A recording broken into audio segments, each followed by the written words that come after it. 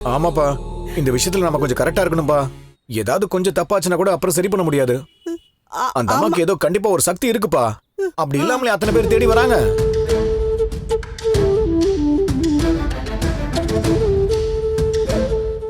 அதனால தாங்க எனக்கு பயமா இருக்கு. அவளை வீட்டை விட்டு முதல்ல அனுப்பிடுங்க.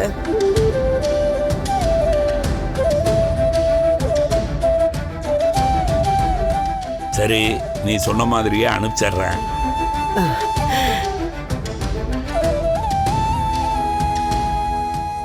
ஆனா மருமகளை வீட்டை விட்டு அனுப்பின பாவம் எனக்கு வேண்டாம். அதனால நானும் பேசாம மீனா வீட்டுக்கு போயிடுறேன்.